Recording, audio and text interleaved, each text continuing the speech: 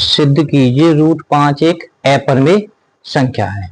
बच्चों एक बार बता देता हूं, अपरिमेय संख्या को सिद्ध करने के लिए दुनिया में नियम नहीं बना है, तो हमें अपरिमेय संख्या की जगह क्या माननी पड़ेगी, परिमेय संख्या माननी पड़ेगी, और परिमेय संख्या की सारी शर्त फॉलो कर देनी है।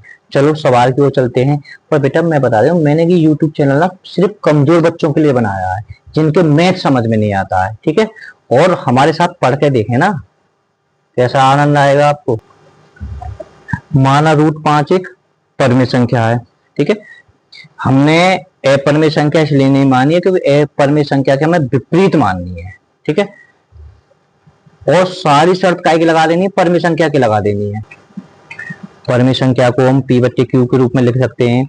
वहां पर P/Q एक सहभाज्य संख्या है, P तथा Q का HCF 1 होगा, Q कभी 0 नहीं होगी, यानी Q का मान कभी कितना नहीं होगा, 0 नहीं होगा।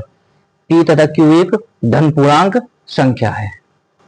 ये पांचों शर्त लिखने के बाद में, यानी पांचों शर्त इस तरह से पांचों शर्तें में लिख देनी है, ठीक है।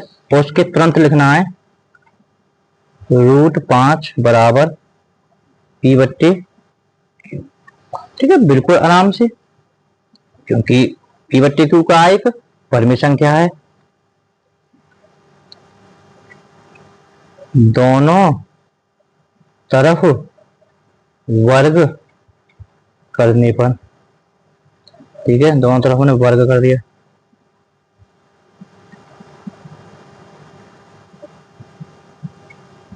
रूट से रूट खत्म, 5 बराबर P की घात 2 बटे Q की घात 2। देखो बेटा, अगर जो बच्चा यहाँ पे समझ गया तो सवाल बिल्कुल समझ लो खत्म है। 5 P नहीं है बेटा, Q, 5 Q।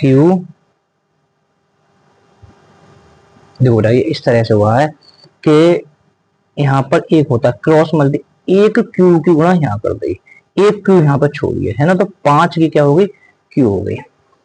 अब बिल्कुल आराम से हमें लिख देना है P तथा Q एक धन पूर्णांक है,